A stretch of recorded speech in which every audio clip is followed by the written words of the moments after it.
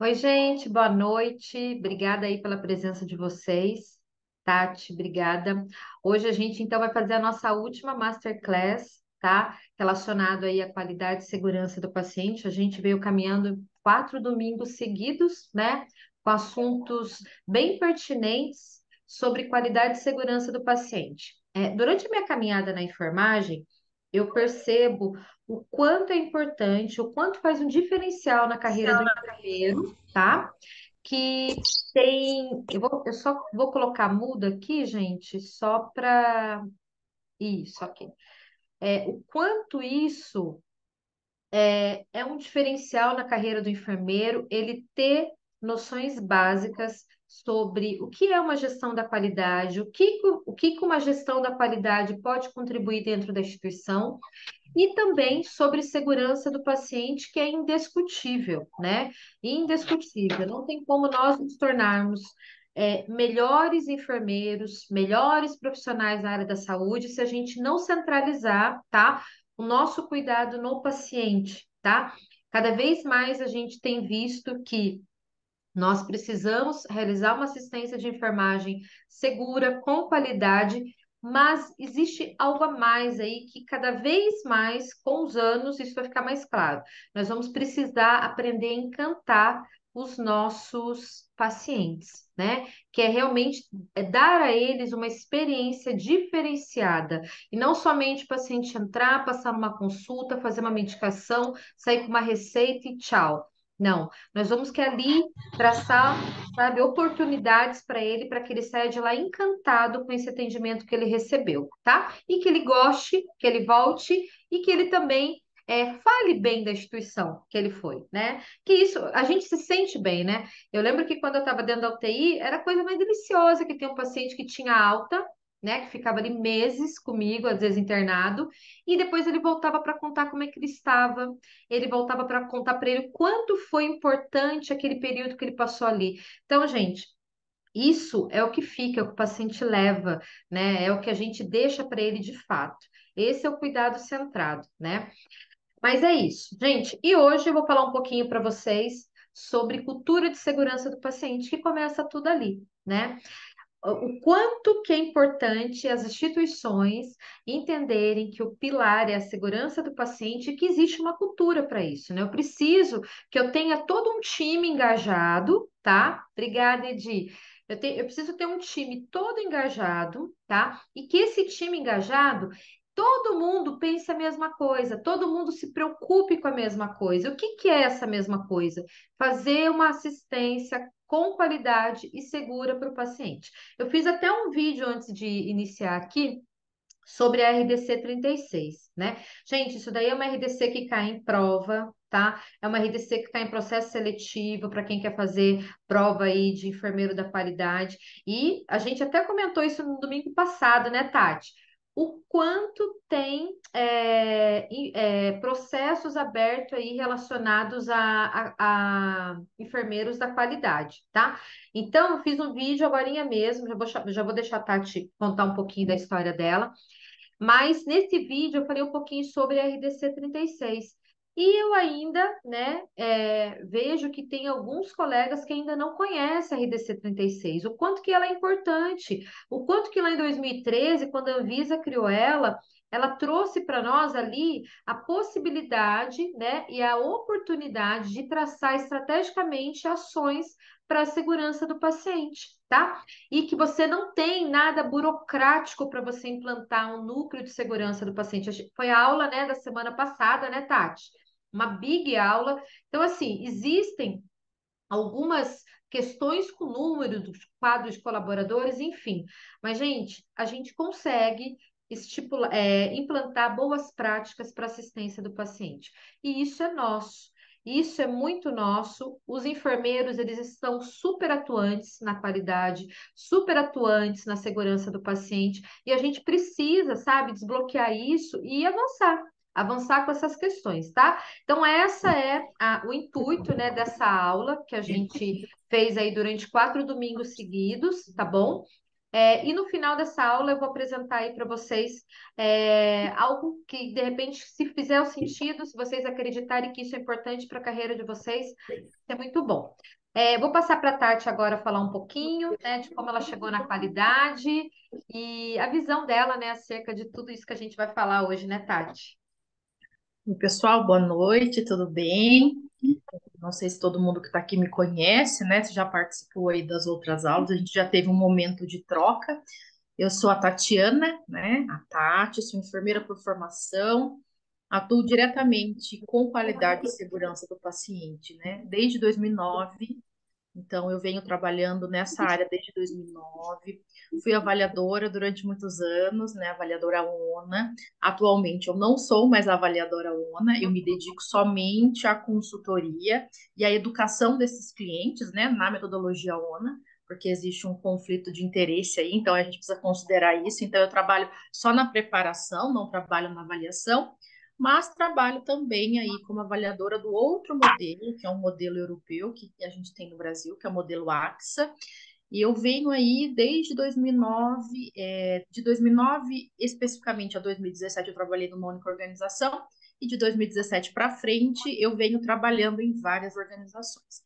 E aí tudo isso que a Camila pontuou, né, a gente vem observando no mercado e observando nas organizações.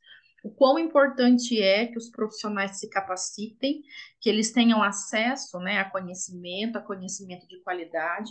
Nunca foi tão falado, né, sobre qualidade e segurança. Agora mesmo eu estava com a televisão ligada, escutei falando sobre um incidente aí que aconteceu em São Paulo, né, uma pessoa que teve uma arma de fogo, né? Ela estava na cintura e a arma disparou porque ela entrou numa área que não era para entrar. E aí a gente sempre conversa, né? O quão importante é a gente conhecer as boas práticas, conhecer as legislações vigentes para que a gente realmente consiga definir os melhores protocolos. Tudo que a gente escolheu trazer para vocês nesses 4 domingos, a gente escolheu com muito cuidado e com muito carinho, como a Camila bem pontuou, porque tem muita coisa para a gente falar, mas quando a gente discutia, a gente pensava, nossa, mas o que mais pode ter impacto, né? Onde mais o pessoal tem dúvida.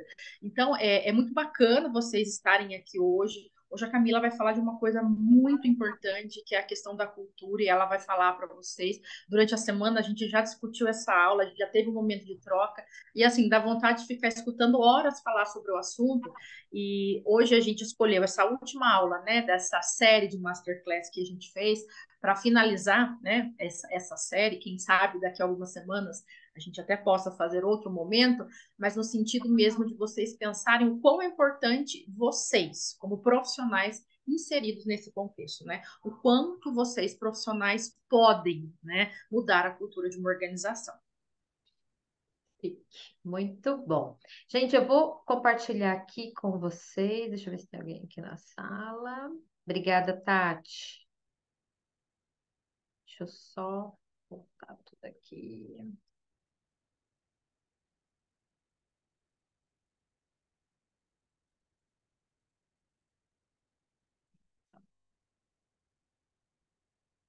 Bom, eu vou começar falando, gente. Hoje a gente vai fazer uma aula, né? É uma aula de 1 hora que a gente vai ficar aqui discutindo, tá bom? Porque esse assunto aqui, ele dá horas e horas e horas e horas, né, Tati? A gente tem muita ação para poder discutir acerca de cultura de segurança do paciente. Mas o intuito dessa aula é a gente fazer um conceito com vocês e a gente colocar aqui alguns componentes que são essenciais, então, para que essa instituição consiga desenvolver cultura de segurança do paciente.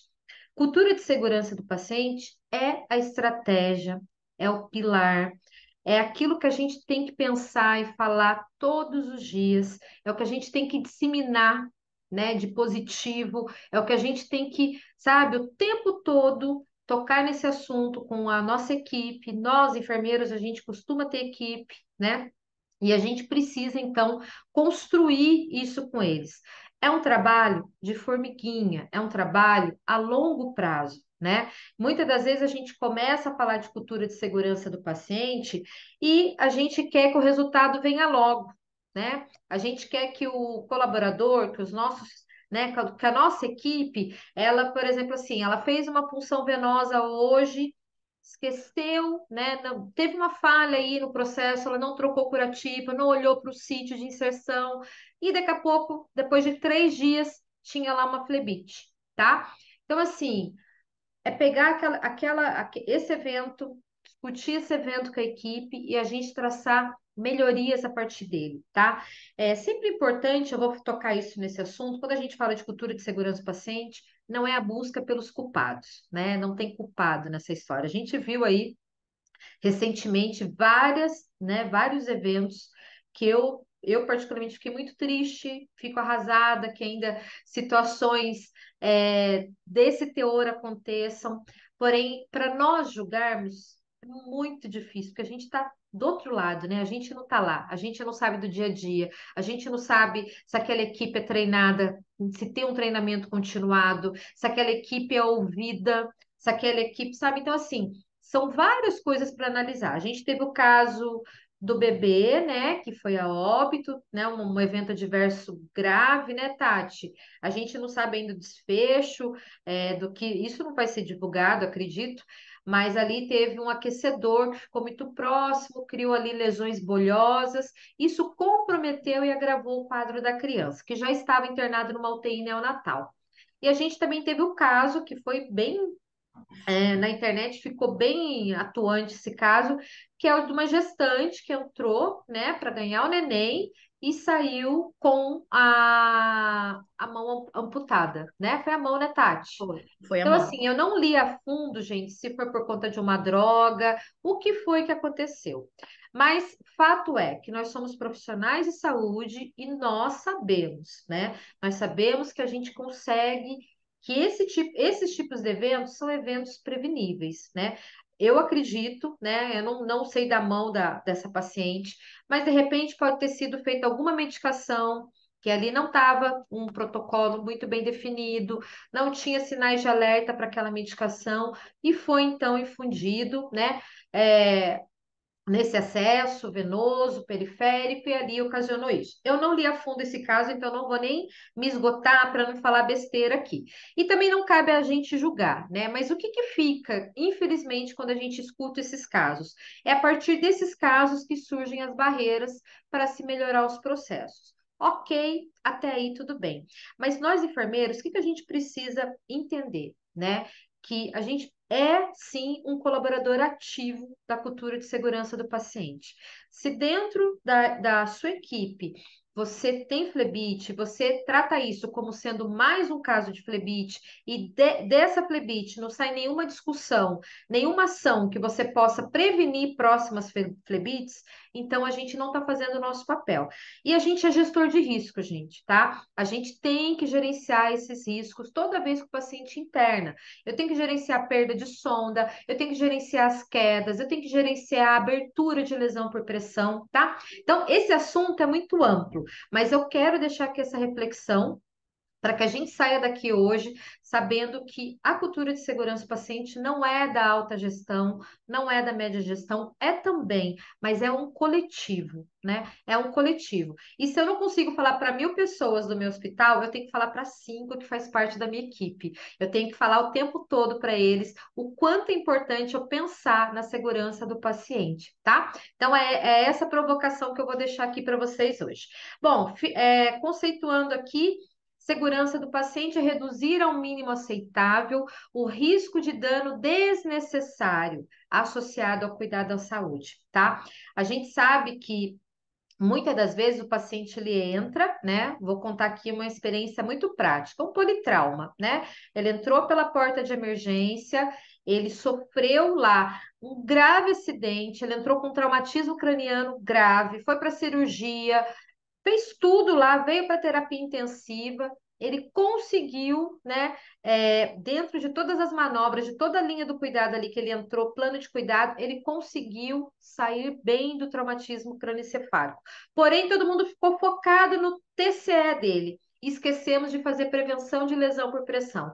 E o paciente, então, sai daquela internação curado, muito bem, do seu traumatismo, porém, ele fica na UTI ainda por dias, para tratar uma lesão por pressão estágio 3 a 4. Isso é comum, gente. isso acontece. Então, eu pego esse paciente, olho só para uma situação dele e esqueço de prevenir o restante.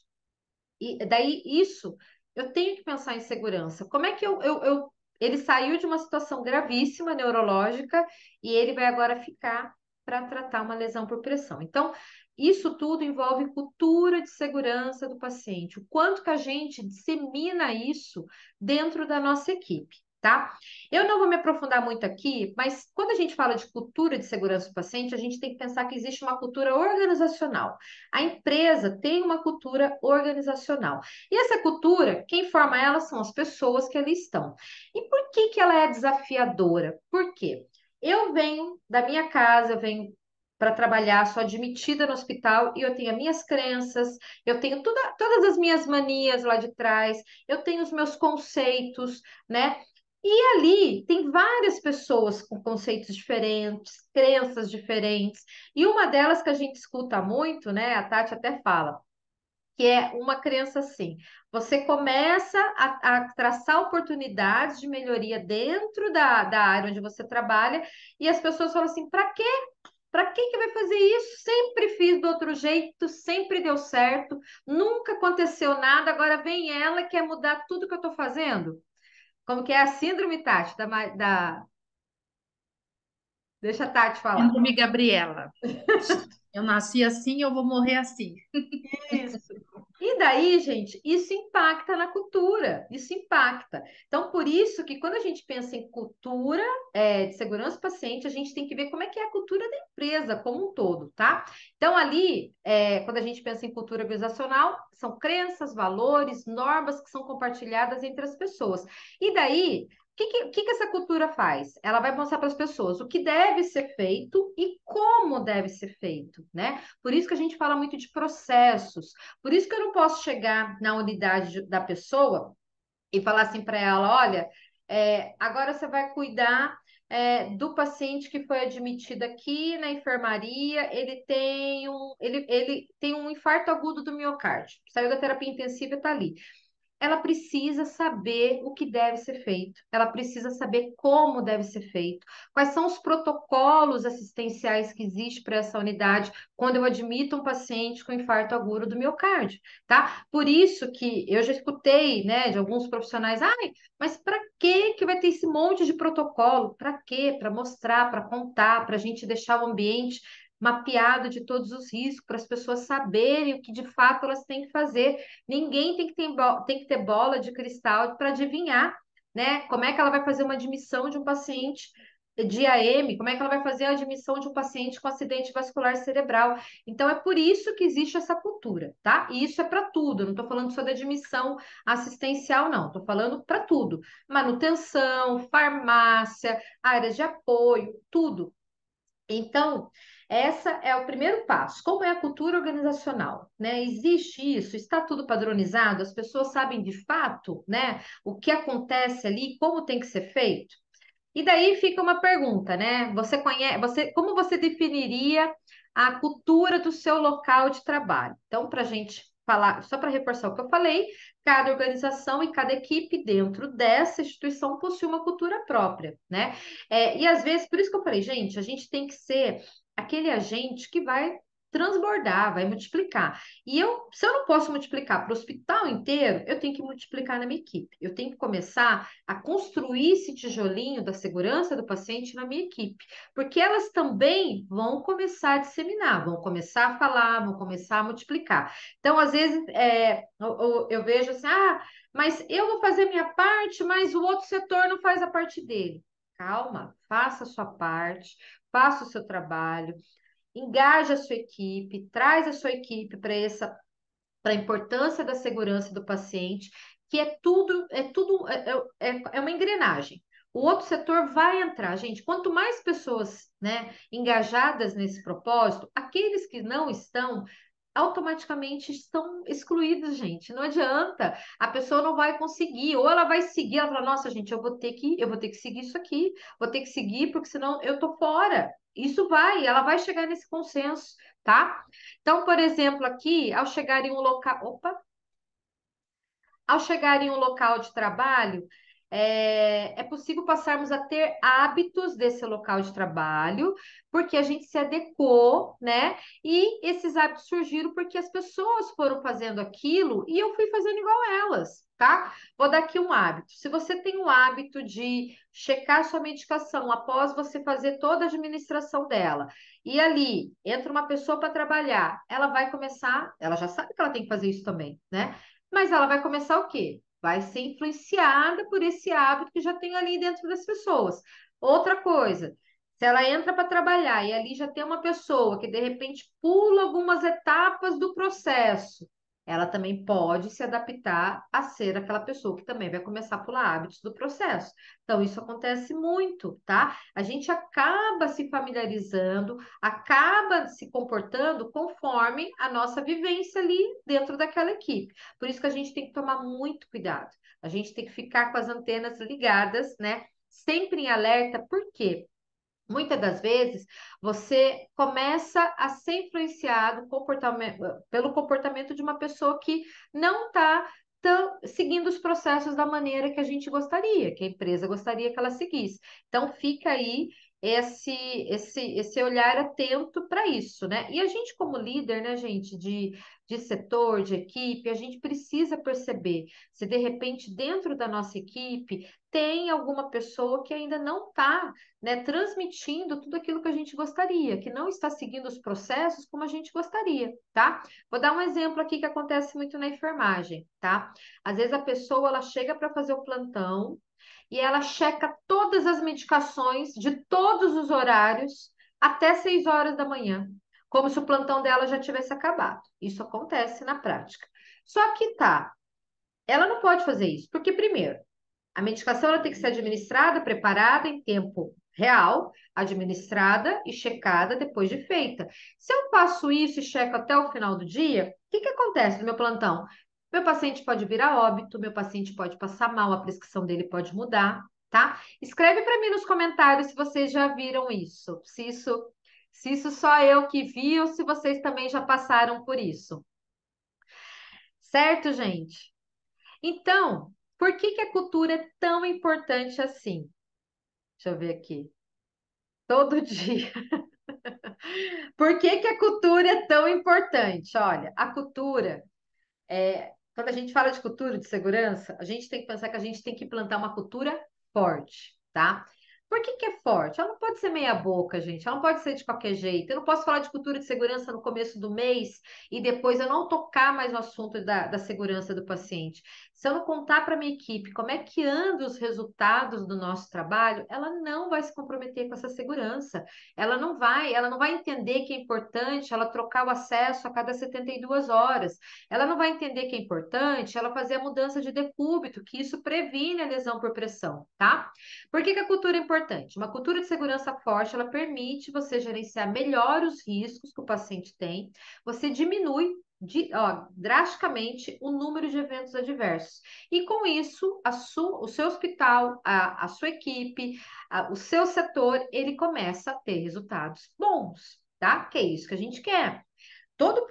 A gente, como trabalha com saúde, a gente tem que pensar que o produto, todo setor tem um produto, né, final. E o paciente é a chave, gente. Eu lembro que o resultado do meu produto na UTI era a alta do paciente, tá? Depois de um tempo, passou a ser a alta do paciente sem nenhum tipo de comprometimento decorrente daquela internação que ele ficou. Então, assim, tem vários resultados, né, para que a gente pode melhorar. Mas a gente tem que pensar que o quê? Se eu tenho uma cultura de segurança forte, eu vou ter menos eventos adversos, porque eu vou olhar todos os riscos que o meu paciente tem na hora que ele interna, tá? E hoje aqui a gente tem estudante, né? Hoje a gente tem pessoas que estão no centro cirúrgico. Coloquem aí para nós os setores que vocês estão, por favor, coloca nos comentários.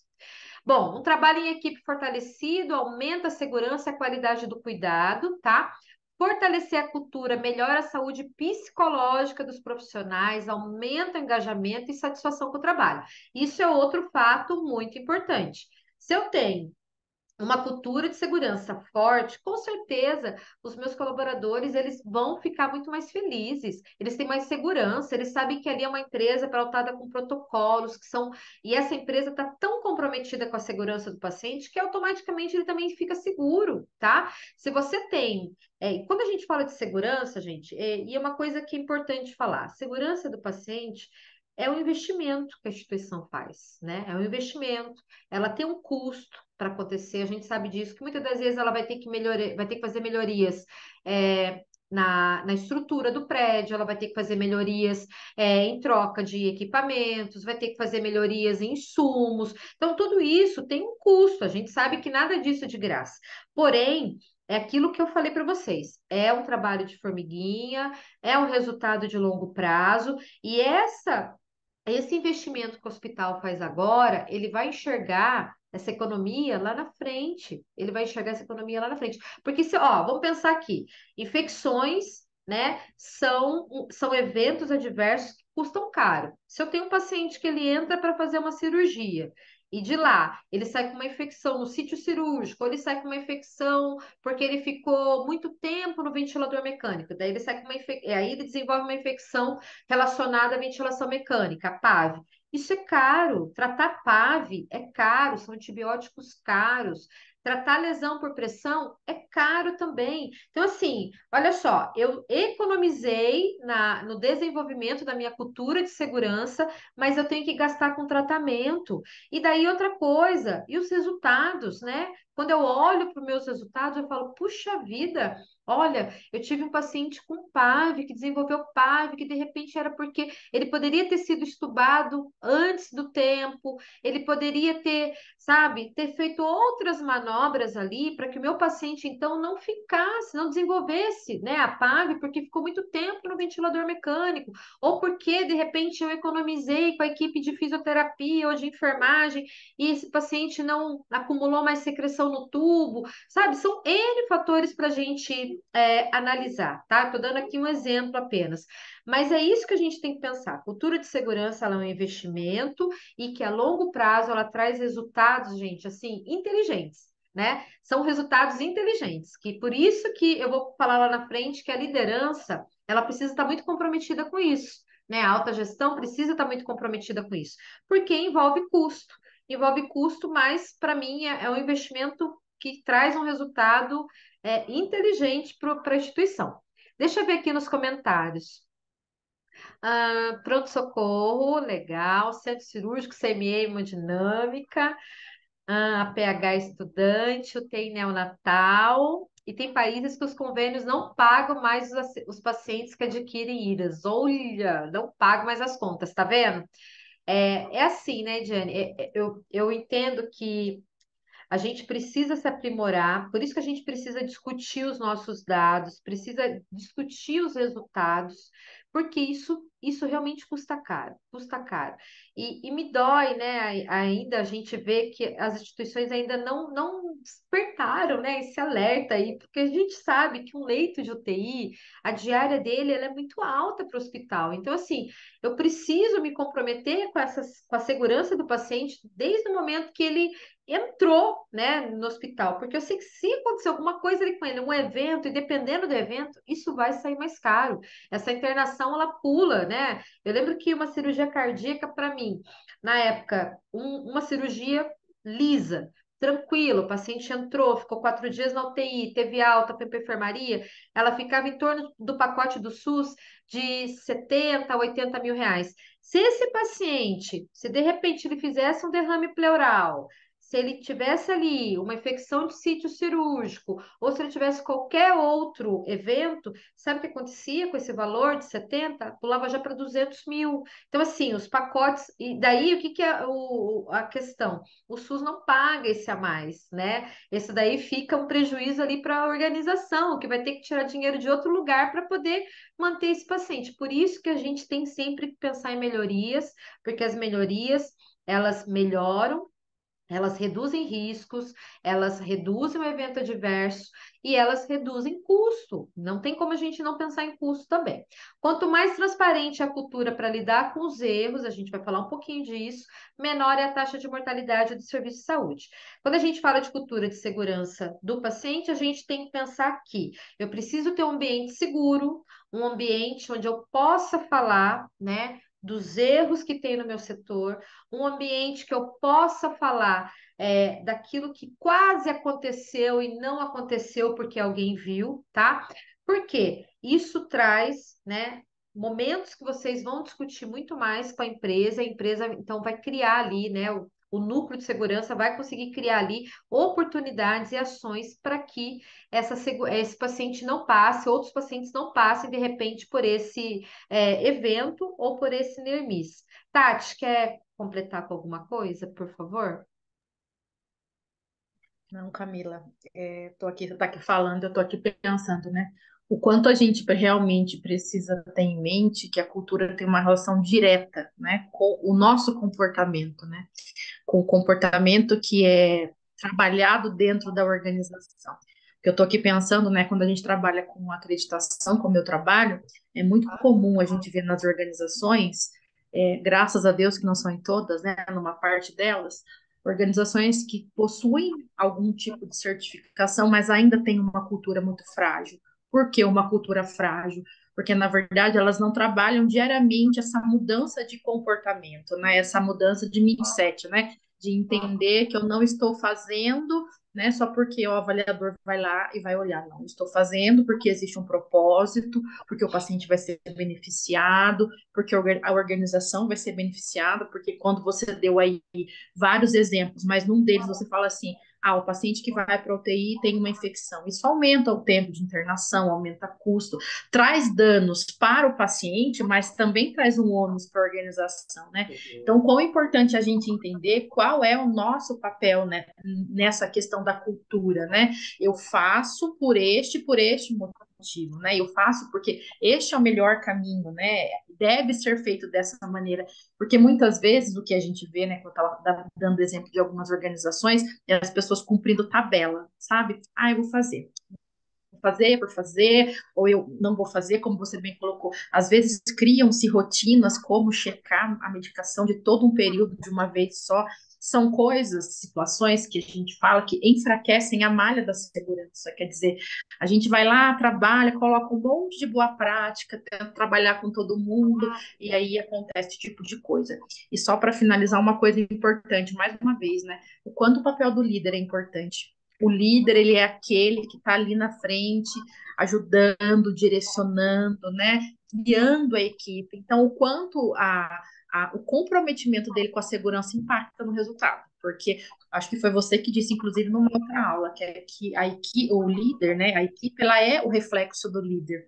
Então, se eu tenho um líder relapso, um líder que não acata, né, as diretrizes organizacionais, eu vou ter uma equipe também com perfil muito fraco, né, infelizmente. Com certeza, isso que você falou, né? Eu vou tocar nesse assunto aí ali na frente, quando chegar no tópico da liderança. Eu só tô vendo aqui, a Rita colocou aqui porque a Rita não tá conseguindo colocar no, no comentários. Tá estagiando no PS. Eu acho muito rico isso, gente, ó, e para vocês que estão começando, isso que vocês estão fazendo, de assistir essas aulas, nossa, gente, vai dar para vocês vai ser um diferencial e tanto. Vocês vão entrar no mundo da enfermagem com uma mentalidade, com uma visão diferente, né? Vocês vão entrar sabendo que existem muitas coisas que a gente, enquanto enfermagem, a gente pode fazer, tá? Vou falar um pouquinho de componentes fundamentais para uma cultura forte, tá, gente? Deixa eu só tirar esse risco daqui, porque eu vou falar uma coisa para você. Não sei nem por que que ele apareceu aqui. Quero tirar. Aí, pronto. Vamos lá. Cultura forte, então. Ao se trabalhar para construir uma cultura forte, a gente tem que levar em consideração que tem alguns componentes que constituem essa cultura. Por isso que isso não é do dia para a noite, por isso que não dá para a gente colocar data para isso ter fim. Isso é contínuo. Porque ó, não adianta você começar com a sua cultura, começa a fazer uma linha crescente, opa, daqui a pouco baixou um pouquinho a guarda, ela começa a cair. E aí, aonde você vai ver que, de repente, sua cultura está forte e daqui a pouco ela começa a ficar frágil, como a Tati falou, pelos resultados do núcleo de segurança do paciente. Como é que estão os eventos? Como é que está isso? Começou a ter um aumento de evento diverso, alguma coisa está acontecendo na sua cultura, tá? Tem que retomar. Como é uma engrenagem, é uma máquina, né? A gente tem que trabalhar todo mundo focado nisso. É essencial, né, que todos esses componentes que eu vou falar um pouquinho, eles tenham uma base forte, porque aí a gente vai ver que vai ter um sucesso essa cultura, tá, gente? E a Catati falou é muito importante, né? Às vezes a gente vê os selos aí de qualidade, vê as certificações, mas a gente também percebe as culturas frágeis. Por isso que é um trabalho diário, né? É um trabalho que tem que ser dito todos os dias. É um trabalho contínuo. Não dá para a gente fazer treinamento uma vez a cada 6 meses e achar que a sua equipe está preparada, que ela já entendeu, que ela vai fazer. Não é assim que funciona. Não, não dá para ter resultado assim, né? E daí também a gente sabe que é fácil a gente maquiar algumas coisas, infelizmente, né? Falando assim, friamente da realidade. A gente precisa ter aí mesmo uma, uma credibilidade em olhar para os seus números e falar, gente, isso aqui não está legal, não está legal. Olha, o paciente ficou 3 dias internado aqui na enfermaria, ele está saindo daqui de alta com uma lesão estágio 2. Não é legal, não é legal. Então, assim, o que que a gente vai fazer para mudar isso? O que que a gente precisa? Aí precisa usar ferramentas da qualidade, criar lá, levantar todos os problemas, levantar o que está acontecendo, o que que você pode melhorar, né? E assim, quando a gente fala de criar processos para melhorar, né, essas ações, a gente precisa criar coisas que você consiga executar. E às vezes a gente quer criar coisas mirabolantes, né? Colocar relógio de ouro na parede para pitar, para mudar o decúbito. Cria coisas que você vai conseguir implantar e que a sua equipe vai fazer, né? E uma coisa que é muito importante, né, Tati, é você trazer esse time junto com você. Escute o time, né? Deixe eles falarem, deixe eles levantarem quais são, né, os problemas que eles enxergam ali, que às vezes eles enxergam coisas que o líder não está enxergando, que a liderança não está enxergando. Então, essa escuta ativa, de escutar, ouvir e deixar vir a sugestão, gente, isso agrega demais. Por quê? Aí entra uma outra questão, né, que eu vou falar um pouquinho mais para frente, que é a questão do pertencimento. Se eu consigo contribuir, se eu sou ouvida, se as pessoas me escutam, opa, que legal, eu pertenço a esse ambiente, esse processo tem sugestão minha. Então, ele mesmo vai fazer de tudo para que aquilo aconteça conforme foi desenhado, tá? Então, isso é um engajamento. Isso é você desenvolver a sua equipe, é isso você trazer eles para essa responsabilidade. Senão você fica muito pesada, né? Você quer fazer tudo sozinha, você quer só você ter as ideias. Gente, a gente fica muito cansativo e daí você não consegue engajar. A equipe vai entender se ela não criou sozinha, então ela vai resolver sozinha. E é assim que funciona, gente. Por isso que quando eu participo e eu trago a equipe para participar junto comigo e eu escuto e eu deixo ela sugerir e eu acato as sugestões que são viáveis para aquele momento, muda completamente a visão dela acerca de todo esse processo, tá? Um dos componentes que é importante ter, né, dentro da empresa para a gente falar de cultura de segurança forte é ter uma justiça organizacional, tá? Esse assunto aqui, esse componente, ele abre leques para muita coisa, né? Mas aqui é o quê? É o que determina que todos sejam tratados de forma respeitosa e que as práticas organizacionais auxiliem na interação entre os membros da equipe, tá? É importante a gente falar que o comportamento ético, o comportamento respeitoso, isso tem que se manter o tempo todo. A gente precisa entender que o meu colega vai falar, eu posso discordar do meu colega, mas isso tem que ser feito na base da ética e também do respeito. Tá? Não pode ter uma reunião onde eu tenho ali uma discordância do que o meu colega falou, e aquilo vira um atrito, e depois, mais para frente, virar um conflito muito grande, onde a própria liderança ali não consiga mais controlar isso. Então, isso é muito importante. Eu preciso manter a minha equipe se respeitando, eu preciso manter na minha equipe a ética o tempo todo, tá? Porque senão ali começa a criar redes de atritos que ficam muito ruins, tá? Não pode ter intimidação, não pode ter discriminação. Os membros da equipe eles têm que ser auxiliados e incentivados a crescer e se desenvolver. Quem está aqui hoje está buscando crescimento e está buscando desenvolvimento, tá? Eu sempre acredito que a educação ela melhora e muitas pessoas, né? Hoje o que vocês estão aprendendo aqui, né? Muitas das coisas vocês já até ouviram falar. Vocês vão chegar no trabalho de vocês, vai ser um outro olhar, porque eu também assisto aulas repetidas de coisa que eu já sei, mas toda vez que eu escuto, de novo, me desperta aqui um insight. Eu falo, gente, é isso. Nossa, dá para fazer diferente. Então, isso é a gente se desenvolver o tempo todo, tá? Não tem muita receita de bolo, a gente não precisa, sabe, escutar. Muitas coisas diferentes, porque as coisas elas são únicas, as coisas têm base para acontecer.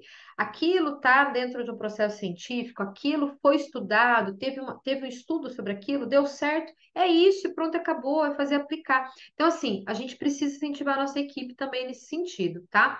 Eu ia falar o seguinte aqui, que às vezes as pessoas elas não buscam esse desenvolvimento, né?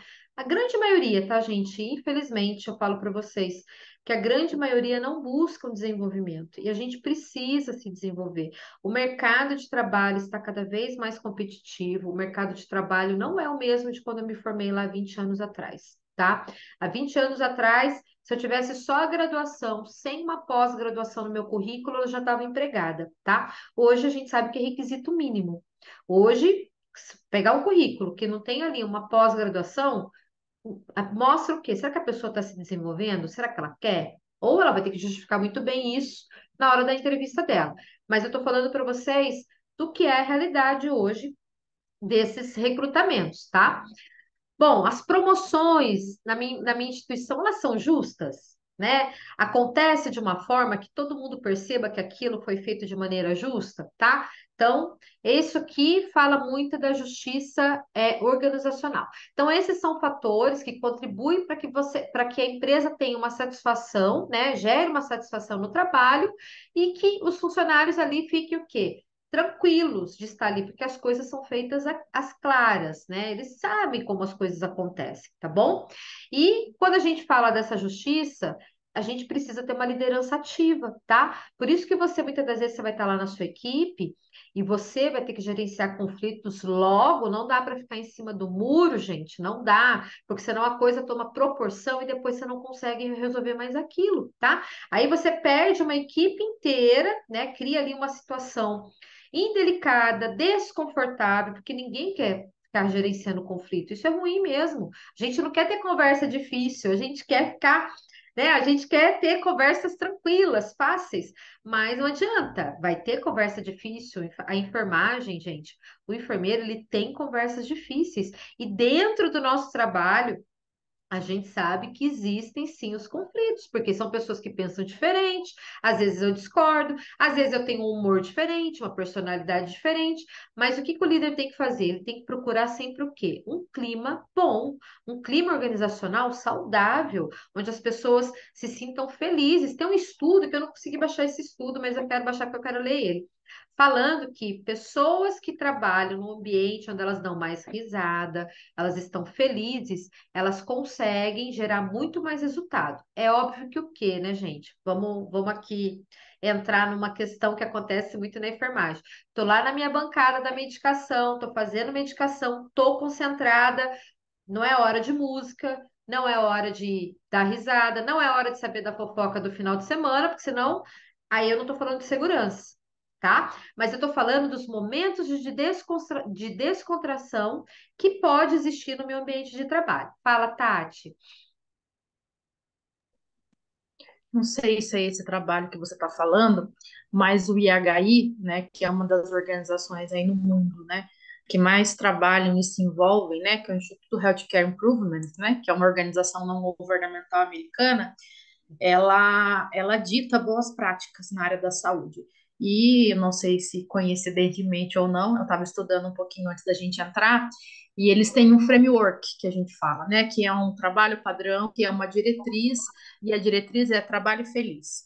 E ele traz algumas orientações em relação à questão do ambiente no sentido de trazer bons resultados, né, de trazer aí impactos positivos. Eu vou colocar o anexo aqui no chat do pessoal, se quem quiser baixar, fica à vontade para baixar.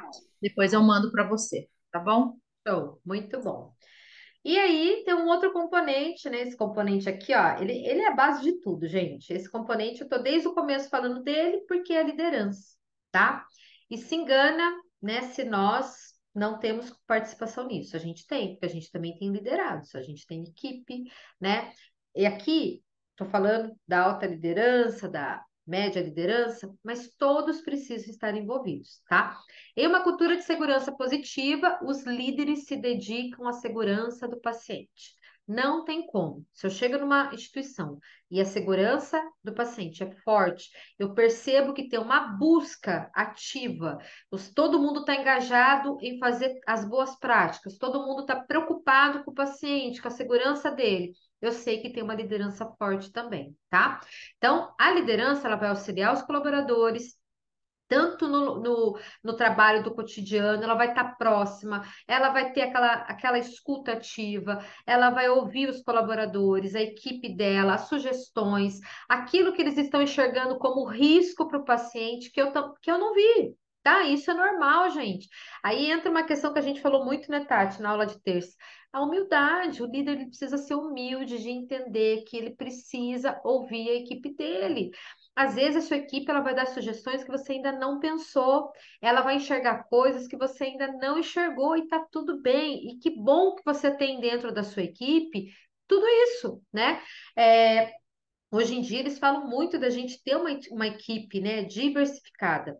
Eu não preciso só contratar pessoas que dominem Excel. Eu não preciso só contratar pessoas que dominem passagem de catéter PIC. Não, eu preciso mesclar, tá? Eu preciso estar na minha equipe gente que domine Excel, gente que seja muito bom de acesso venoso por punção guiada de ultrassom. Eu preciso ter tudo isso dentro da minha equipe, porque os olhares vão ser diferentes, né? A equipe vai se complementar.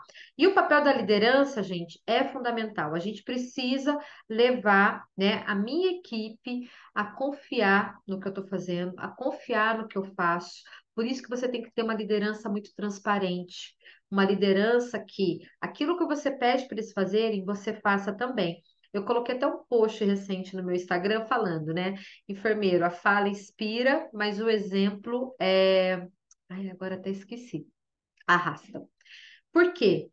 Não adianta eu querer que a minha equipe lave a mão, utilize lá os 5 momentos para higienizar as mãos e eu não faço isso.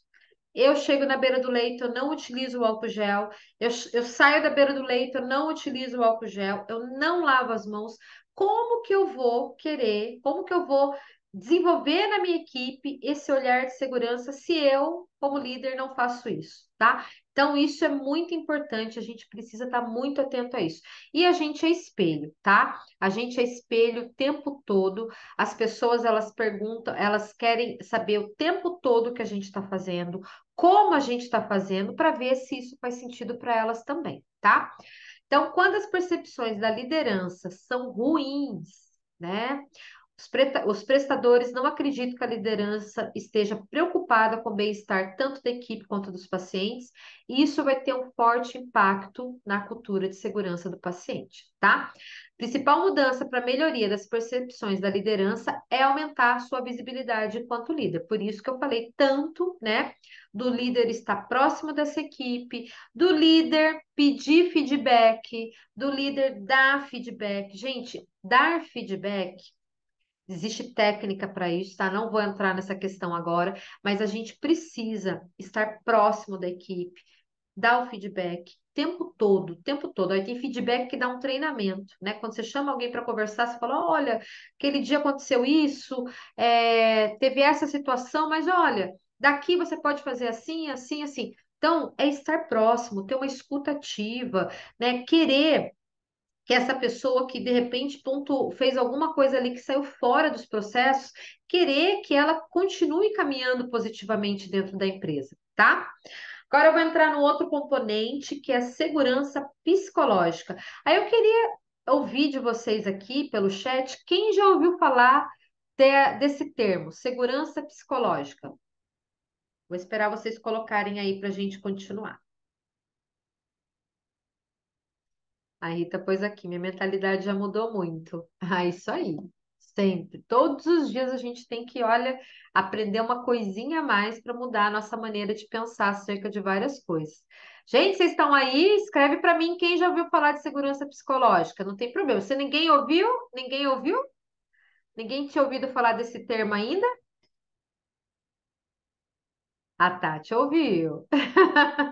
Olha lá, a Rita colocou que ainda não. Gente, tá tudo bem, tá? Bom, o que que é segurança psicológica? Vamos lá. A segurança psicológica nada mais tem mais um aqui, Augusto falou que não, nada mais é do que o quê? Eu me sentir seguro, confortável, tá?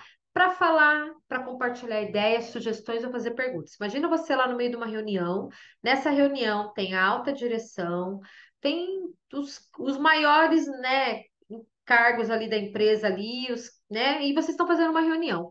E no meio da reunião você faz uma sugestão, você levanta a mão para querer fazer a sugestão. Aí a pessoa fala assim para você, ó, daqui a pouco você faz, daqui a pouco você fala. Termina a reunião e você não consegue falar. Isso é ruim. Isso vai abalar a sua segurança psicológica. Ou você fala alguma coisa e ali, na hora que você dá uma sugestão, alguém fala assim: não, isso daí não tem nada a ver com o que você está falando aqui. Não, não vou aceitar isso, não. Você vai deixar o quê? De querer falar. Você vai querer, você não vai querer mais se pronunciar, né? Não faz sentido mais para você se pronunciar. Por quê? Você não é ouvido, ou se você fala, logo de cara a pessoa fala que não concorda, você não pode falar algumas coisas. Então, isso é ruim. Isso não faz caminhar a instituição. Isso não traz não faz uma cultura de segurança forte. Por quê?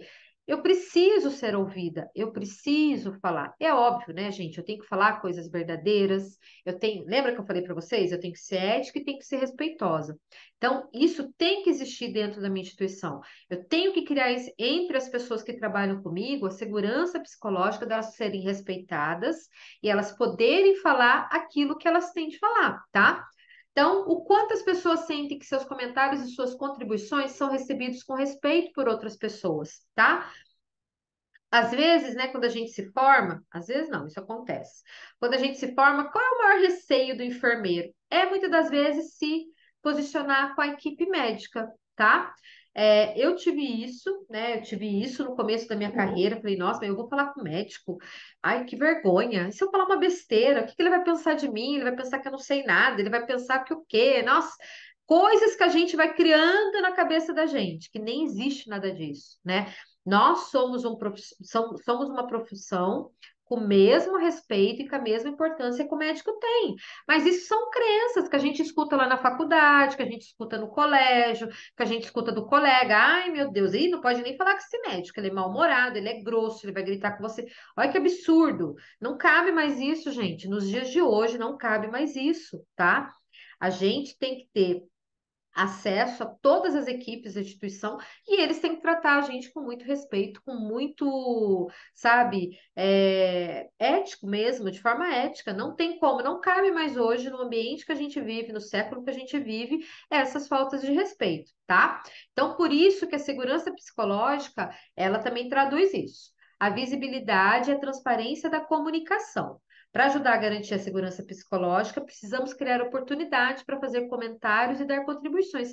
Por isso que é importante, olha, uma sugestão, fazer reunião rápida entre as equipes, né? Entre a sua equipe, eu fico na terapia intensiva com 5 colaboradores. Faça reunião rápidas, né? Discutam ali ações, peça sugestões. Será que eles estão enxergando alguma coisa ali que você ainda não enxergou, que você já enxergou, mas que é legal você ouvir deles, tá? Então, eu preciso sentir essa segurança psicológica.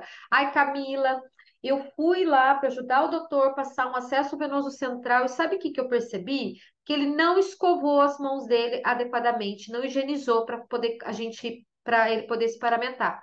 Doutor, olha, nós vamos parar o processo aqui, o senhor não higienizou as suas mãos, o senhor precisa escovar as suas mãos. Eu tenho que ter segurança psicológica para falar isso, tá? Aí, ele pode ser que ele se estresse ali com você, pode ser que ele fale, olha, verdade, ainda bem que você me lembrou. Vou fazer isso agora. Eu já tive situação assim, viu, gente? Eu tive, né? Eu vi que ele não se escovou, fazia parte do meu checklist, isso é uma boa prática, né? Isso é uma boa prática para você implantar um catéter venoso central. Aí eu falei, doutor, eu não vou abrir a bandeja, né? Não vou abrir o seu material, porque o senhor ainda não se escovou. Não tem como eu abrir o material para o senhor. Mas eu não me escovo. Eu falei, não, mas aqui na terapia intensiva, o protocolo pede a escovação das mãos. Então eu não vou abrir. E daí ele foi, falou, xingou, eu não entrei nenhuma com ele e tal. O que que eu fiz para não criar um atrito a mais e a gente não avançar com isso, porque não ia dar em nada? Falei, doutora, então nós vamos fazer o seguinte: eu vou até minha coordenadora médica e vou pedir para ela vir, então, te explicar como é que funciona o protocolo da terapia intensiva, tá? Então, gente, isso é segurança psicológica. Tenho que falar. E eu fui lá, falei com a coordenadora, na hora ela foi, falou, ela abordou, falou, não, a Camila tá certa, ela não vai abrir o material enquanto você não cumprir os passos do protocolo. E o primeiro passo é você se escovar. Então, gente, ela me trouxe segurança psicológica, né? A gente tinha esse ambiente dentro de onde eu trabalhava, que era ter segurança psicológica de eu falar aquilo que eu percebesse que não estava correto, tanto da equipe, né, de toda a equipe que trabalhava ali, e também vice-versa, né? Se alguém vier falar para você, olha, eu enxerguei alguma coisa ali que você fez que não estava legal. A pessoa tem que falar, né? Se aquilo impactou a segurança do paciente, impacta todo aquele ambiente, tem que ser dito, tá? Então, isso aqui se trata de segurança psicológica. Deixa eu ver aqui o comentário. O que que tá aqui? A Tati colocou. Cadê aqui? A Jenny colocou. Eu acredito que seja relacionada à não punição. Existe também essa cultura justa, a gente vai falar um pouquinho. Já ouviu algo sobre comunicação não violenta. Muito bem, também faz parte da comunicação, né? Comunicação violenta, gente, é uma outra aula também. É uma aula de liderança que deveria, né, Tati? Todos assistir incansavelmente, porque ainda existe ainda colegas com comunicação não violenta. E eu não falo que é só gritar, não, tá? Comunicação violenta tem outros conceitos. Não ser humilhado ao expor suas ideias, isso mesmo, gente. Então, assim, a gente precisa sentir leveza. Eu tenho dentro da minha unidade a chance de falar aquilo que não está legal e a chance de falar aquilo que está legal. E eu não vou ser zombada, eu não vou ser excluída por isso, eu não vou ser perseguida por isso, tá? Porque às vezes a gente toma algumas atitudes e se posiciona, e pode ser que em virtude disso, se não existe essa cultura, a pessoa vai começar a perseguir. Existe, gente. São exemplos práticos, né? De quem está dentro de ambientes. Por isso que a gente precisa desenvolver entre a equipe a segurança psicológica, tá? Vamos lá. Aí entra, Ediane, aquilo que você colocou, que é cultura justa, tá?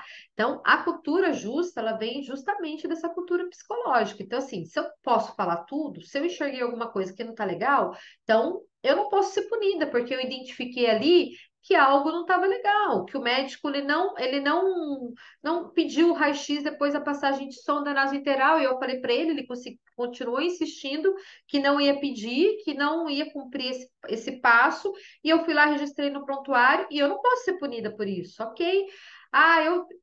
Olha, passei, verifiquei a medicação, vi na prescrição que era um captropio de 25.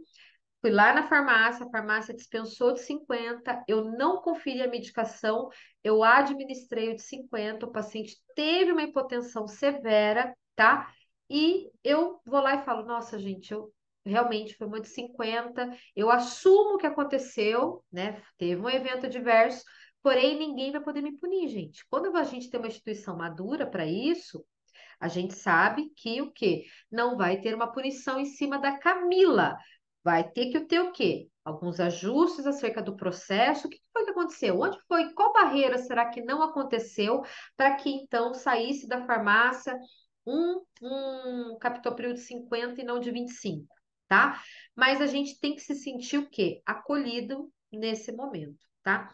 Existem várias, gente, situações de eventos adversos que às vezes a pessoa acontece não porque ela saiu de casa intencional. A gente sabe que ninguém sai de casa intencional para cometer um evento adverso. Acontece porque alguma barreira faltou, ou você realmente não fez o processo da maneira que você foi treinado, ou porque você tinha dúvidas, ou porque não ficou claro, e você também não perguntou. Você foi atropelando, foi fazendo e aconteceu, infelizmente, tá? Mas a empresa que é madura, ela não enxerga isso como ato punitivo, né? Eu até dei o seguinte exemplo: eu já vi algumas situações críticas mesmo, de lá para 20 anos atrás. Situações onde tivemos um evento adverso grave e o colaborador foi desligado, né? Então, assim, não é justo, porque será que essa pessoa de fato sabia o que estava acontecendo? Sabia o que ela estava fazendo? Existem outras questões que entram aqui na cultura justa, tá? Digamos que você tem lá um colaborador, que você já conversou com ele uma, duas, três, e ele comete o quarto evento, porque ele realmente ele pula uma barreira que ele já foi treinado, que ele já foi ouvido, que ele já foi, sabe? A gente já tentou trabalhar isso com ele de diversas formas. Aí entra algumas questões. Será que realmente é ainda o momento de se manter esse colaborador dentro da equipe? Então, assim, tem vários fatores que a gente precisa analisar, tá? Mas o que que precisa ser analisado, né? É justo, tá? E quando a gente fala de cultura justa, todo mundo tem que perceber que se é justo ou não é justo, né? Ah, fulano já fez isso pela quinta vez e tá aqui ainda. Aí, às vezes, acontece algo duas vezes com outro colaborador e fala, ué, mas como assim? Não entendi. Aí teve um sofreu uma penalidade, né?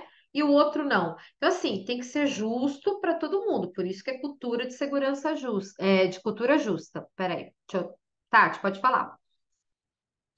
Não, Camila, o que vem ao encontro com o que você está dizendo é o seguinte: por exemplo, hoje eu faço parte de um grupo aqui em São Paulo que a gente faz análise de evento adverso. Então, nós somos um grupo interdisciplinar, onde algumas organizações nos contratam para que a gente faça essa análise dos incidentes que ocorrem nessa organização. Nossa, Tati, mas isso não é papel do núcleo, né? O que que vocês vão fazer lá? Na verdade, a gente vai fortalecer isso, né? A gente vai avaliar junto ao núcleo. Geralmente nós somos chamados aí quando algo muito grave acontece, né? Não são para Não os é? eventos de um grau Leve. de dano menor, geralmente são de grau de dano maior. E aqui, o que vai totalmente ao encontro da cultura justa é, por exemplo, quando eu vou avaliar um evento, eu quero olhar algumas questões além do prontuário do paciente. Então, eu vou lá conversar com a pessoa que faz gestão de pessoas, eu quero olhar o indicador dela de absenteísmo, eu quero olhar o indicador dela de turnover, eu quero conhecer o perfil epidemiológico dos colaboradores dela. Por quê? Porque é isso que você está dizendo. Eu estou dizendo o seguinte, que a cultura justa, ela vai ponderar todas as partes que compõem o evento de maneira justa. E quando a gente pede algumas questões em algumas organizações, elas ficam assim: imagina, você veio aqui para avaliar esse contexto, mas quer dizer, existe toda uma junção de processos, de fatores que influenciam e culminam no evento adverso, quer dizer, e aí, por exemplo, quando eu já encontro esse tipo de resistência de cara, eu já percebo que ali existe uma cultura que precisa ser melhorada, né? Que precisa Sim. ser aí fortalecida, né? As pessoas ficam muito no olhar do culpar, de buscar um culpado, né? Nós estamos e o objetivo maior da cultura da cultura justa é você olhar, não procurando o culpado, é olhar e procurar onde é que você pode melhorar, né? Para que aquilo não aconteça mais. Justamente. E assim, né? E isso é uma crença, né? Porque assim, a gente foi criado assim, né? Ah, você vai fazer isso, você vai ser punido, você vai ficar de castigo. Então, assim, a gente traz muito isso. E às vezes, quando a gente não percebe uma cultura justa onde a gente está, a gente não fala dos nossos erros, a gente não se sente à vontade para falar, porque a gente sabe que vai ter uma punição para isso, né? E assim, gente, uma outra punição que acontece muito na enfermagem, né? Que daí entra um pouco nessa questão da cultura justa, e por isso que algumas coisas precisam ser solucionadas lá na base, e que daí entra essa questão de recursos humanos, indicadores de RH, vários fatores. A gente tem muito isso assim, né? O colaborador começa a dar problema aqui na terapia intensiva. Aí ele já deu vários problemas, você já chamou para conversar e nananã, não melhora. Ah, sabe o que a gente faz com esse colaborador? Vou mandar ele lá para a central de material esterilizado. Ele vai ficar lá um pouco e vamos ver como é que ele vai ficar. Só que assim, gente, os problemas eles vão juntos, né? Porque se eu tentei aqui desenvolver esse colaborador, tentei, né? A gente tem que investir nas pessoas. Ele cometeu alguns eventos, né? A gente sentou, conversou, identificou, melhorou o processo, conversou com ele, não. Então, se as coisas se repetem, o que que a gente tem que entender? Será que ele cabe ainda dentro da instituição? E tem gente que não quer mais, gente, e tá tudo bem, né? Aí tem aquela famosa frase que eu escutei: promove para o mercado de trabalho, né? Que daí a pessoa vai procurar uma outra oportunidade, que de repente para ela seja melhor.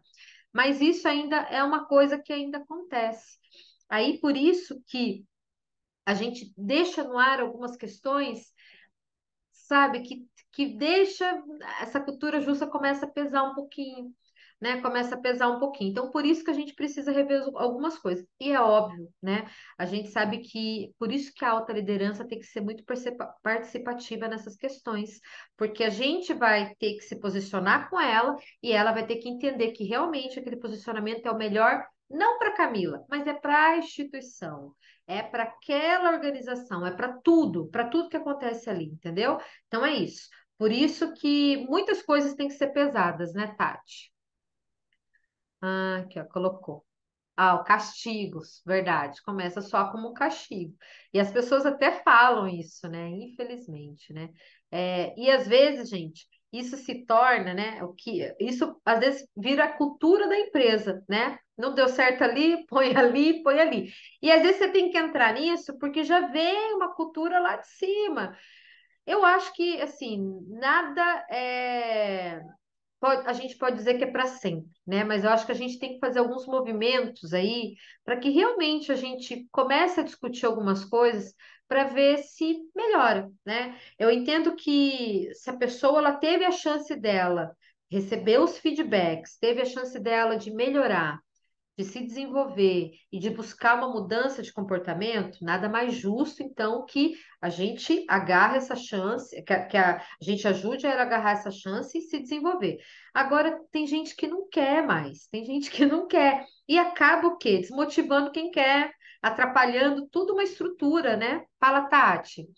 E isso tem tudo a ver, né? Organizações maduras possuem, né, um processo bem ajustado de gestão de pessoas, né? Que vai da contratação ao desenvolvimento, à retenção de talento, ao desligamento. Então, isso mostra uma fragilidade gigantesca na organização.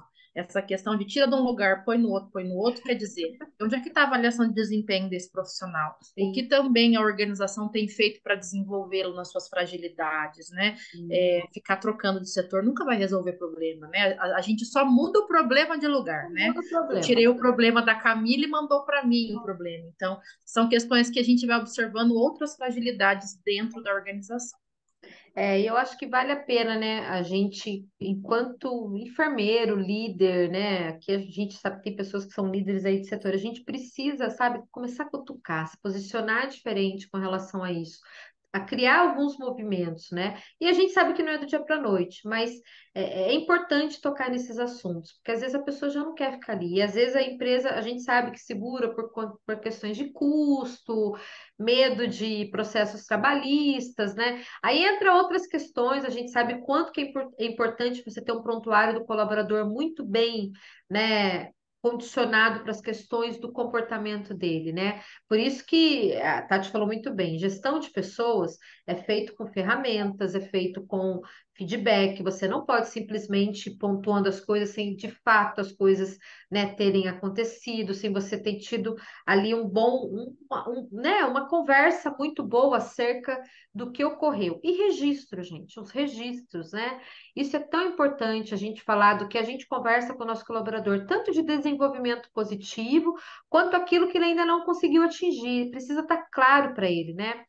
Qual é a expectativa dele acerca também de tudo isso, né?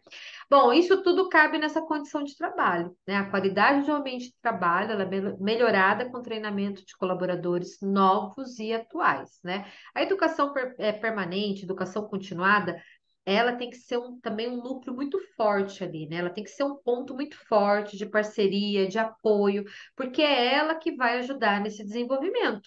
E assim, gente, as pessoas elas precisam ser treinadas, tá? Treinadas para que elas possam compreender bem aquele processo e desempenhar o seu trabalho com segurança, tá? Não adianta a gente colocar, despejar um monte de atividades, um monte de atribuições e olhar para a cara do colaborador e ele não entender nada do que você falou e fala assim para ele, ó, vai e faz. Não adianta, eu não vou conseguir ter um resultado bom acerca disso. Aí acontecem os eventos, e dependendo do evento que acontece, a pessoa vira para você e fala assim: olha, não sabia que era para fazer dessa outra forma. Não sabia que era assim. Então, é um trabalho de formiguinha, por isso que a cultura de segurança do paciente, né, a Tati sempre coloca, é de 3 a 5 anos para a gente começar a enxergar que está todo mundo ali engajado, todo mundo já entendeu quais são os riscos que o paciente tem, o que que eu posso melhorar, né? Todo mundo já tem um olhar mais crítico, criterioso, ao ponto de falar, puxa, aquele tapete molhado ali não vai dar certo. Vamos dar um jeito de tirar aquele tapete, tá? Por quê? Sabe que alguém pode cair, tá? Pode provocar uma queda por conta daquele tapete. Só que isso é um trabalho de formiguinha. E essas condições de trabalho com relação ao treinamento, elas são super importantes, tá? Por que que as empresas hoje viram que é importante investir em treinamentos da equipe? Porque isso traz resultados, traz resultados. Uma equipe bem treinada, você pode cobrar mais, e é bom, né, a gente cobrar. Cobrar de uma forma positiva, cobrar de uma forma respeitosa e ética, porque as pessoas precisam ser desafiadas, né? Quando a gente fala dela ser desafiada, gente, ela vai entregar mais, né? É a gente sacudir ela para sair um pouquinho da zona de conforto, entendeu? É para ela entregar mais. Então, essa cobrança é no sentido do quê? De você estar ali perto, saber que ela tem uma liderança participativa, uma liderança que, ó, ai, deixa eu ver quem está com o microfone aqui, só para a gente fechar, só para. Deixa eu ver aqui, peraí. Ai, tá todo mundo fechado. Então, é nesse sentido de cobrança, tá? Não é do sentido de, ai, tem que fazer. Não, não é nada disso. É você desafiar mesmo a sua equipe, né? De modo a entregar. Ai, a meta era a gente fazer 20 ml de álcool gel por dia, tá? Dentro da terapia intensiva. Puxa, a gente bateu a meta, gente, vamos lá, vamos melhorar isso daí, entendeu? Vamos sair da média e vamos ir além. Então, é esse tipo de cobrança, tá? Um outro componente importante ao trabalho em equipe é a comunicação, né? Então, a gente sabe que trabalho em equipe de alta qualidade, onde eu tenho uma equipe colaborativa, que sabe se comunicar, resolve os conflitos, a gente tem uma cultura mais forte, tá? Quando a gente vê aí um trabalho em equipe ruim, a gente sabe que pode ter problemas interpessoais entre os membros da equipe, e isso vai impactar até na assistência do paciente, tá? Então, assim, precisa ter um olhar voltado para esse trabalho em equipe. A gente precisa, né, desenvolvê-los para isso, sabe? Teve um momento, assim, da minha vida da terapia intensiva, que um dos exemplos que eu vou dar aqui para vocês, panelinhas para dar banho na hora do banho. Ah, só dava banho com ciclano, só queria dar banho se fosse. Eu falei, não, gente, para com isso, não dá certo. Ah, mas eu não converso com fulano. Não, não. Nós estamos trabalhando na UTI. O paciente vai ter intercorrência, a gente precisa estar todo mundo unido num propósito só, que é atender o paciente bem. Então, o que que a gente começou a fazer lá? Escalinha de banho, infelizmente, porque se a gente deixasse para a equipe decidir com quem ia dar banho, eles só escolhiam os parceiros que eles tinham afinidades. Resumindo, os novos que entravam, ninguém queria dar banho com eles, porque eles eram novos, demorava um pouco mais, tudo bem? Então, é isso que nós líderes precisamos perceber. A gente, quanto enfermeiro de setor, a gente precisa perceber, falar, puxa, não dá. Eu sei que as afinidades existem, tá tudo bem, às vezes eu tenho afinidade com uma pessoa a mais, mas eu tenho que entender que quando a gente fala de equipe, a gente tem que traçar uma rota de trabalho com todo mundo, tá? São ações coletivas, todo mundo tem que ir para o mesmo caminho. Então, isso é uma coisa que acontecia muito e você tem que desconstruir algumas coisas para construir, então, esse trabalho forte de trabalho em equipe, tá? Clima de segurança é o nível percebido de compromisso e foco em relação à segurança do paciente. Por isso que é importante todo mundo estar envolvido nisso. Não adianta a equipe inteira, tá, do setor lavar a mão, o médico que chega para fazer a visita, ele chega no lava a mão e vai direto para o quarto. Opa, cadê o comprometimento dele com a segurança do paciente? Então, assim, são várias, né, situações que a gente vê que às vezes uma pessoa faz, a outra não faz, e isso acaba tendo o quê? Divergindo ali, né, as opiniões. Fala, mas puxa vida, e eu sei que as pessoas falam, né? Elas falam mesmo. Fala, lavo a mão, lavo toda hora, uso álcool gel, mas o médico vem lá da rua e vai direto no leito do paciente, não lava a mão. A gente precisa, né? Aí entra a segurança psicológica, vamos lá, doutor, o senhor precisa higienizar suas mãos antes do senhor ir até o leito do paciente. Então, assim, são as conversas, são os posicionamentos que a gente precisa ter com a equipe para desenvolver uma cultura de segurança forte, tá? É importante a gente manter as linhas, né, de feedback, de comunicação abertas para que a gente trabalhe, né, todos os eventos e a gente converse sobre eles, né, que a gente possa falar desses eventos, que a gente possa trabalhar isso de forma segura. E quando eu falo de trabalhar isso dos eventos, né, às vezes a gente tem aquela seguinte fala viciosa, né? Ah, perdeu a sonda nasointeral, 2 pacientes essa noite. Aí o colega, né, ele passa lá o plantão, que recebeu o plantão com 2 perdas de sonda nasointeral. Aí entre eles ele já fala assim, mas também plantão de quem que era? Só podia, isso podia acontecer. A gente começa a rotular as pessoas, então a gente precisa também desconstruir isso, né? Isso não é a melhor forma de se comunicar, porque senão as pessoas vão começar a ter medo de falar o que acontece, elas não vão se sentir à vontade aí para trabalhar essa segurança, certo? Gente, esses são os componentes. Deixa eu parar aqui e colocar depois numa outra tela. Eu queria ouvir um pouquinho vocês, se vocês querem contribuir com alguma coisa, se vocês ficou claro. Hein, meninas e meninos?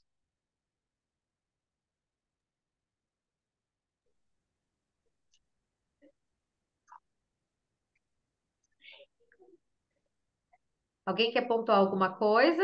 Ana entrou agora. Ai, tem até o minha. A Luciana está com a mão levantada. Oi, Lu, pode falar. Camila, Fala. é gostoso ouvir vocês falando sobre isso e ver que tem bastante gente que está começando, né? E já começando com essa cultura, porque é muito importante você começar a sua vida profissional já tendo isso, né, na ideia de que tem que fazer assim, de que o modo correto é assim. Então é muito legal ouvir as pessoas quererem participar disso. Acho que, nossa, contribui muito. Sim, não, com certeza. Eu acho que isso que você falou, Lu, é sensacional mesmo.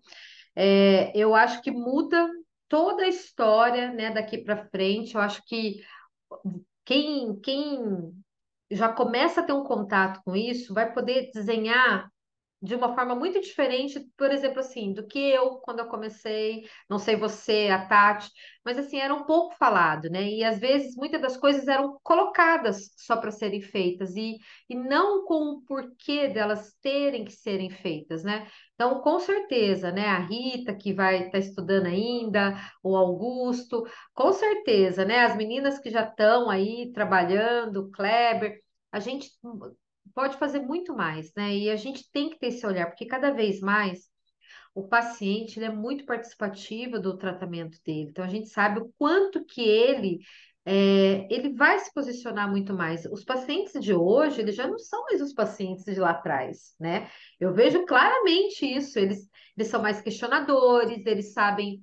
muito mais, às vezes, do que eles vão fazer, do que a própria equipe que está cuidando. Então, assim, a exigência está maior e a gente precisa se blindar mesmo é, dessas questões por questões profissionais. A gente cuidar realmente, né? Eu vou falar aqui de um nomezinho que é muito comum, que a gente escuta agora, mas que é muito verdade, que é o branding, né? Que é o posicionamento profissional. Quando a pessoa ouvir falar da Luciana, o que que ela vai lembrar da Luciana? Quando ouvir falar da Tati, o que que ela vai lembrar? Se ela era uma boa profissional, o que acontecia? Então, assim, a gente vai criando alguns rótulos na nossa carreira, e quanto mais a gente se abastece de aprendizado, fica muito mais fácil da gente não ter rótulo nenhum, né? De fazer a coisa É, certa o tempo todo, né? Então, para quem está é. começando, isso é um ganho muito grande, sem dúvida, né?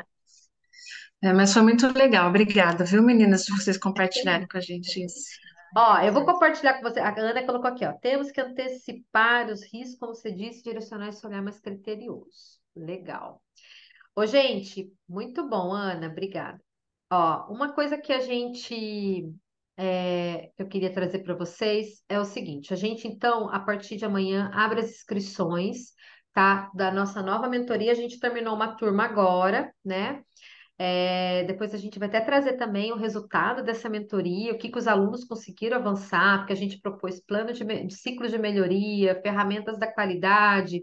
Então, isso é importante. Eu vou distribuir para quem participou das aulas o link de inscrição para quem tiver interesse. Se alguém quiser tirar também alguma dúvida, a gente está à disposição. Mas a gente vai começar uma nova jornada, né?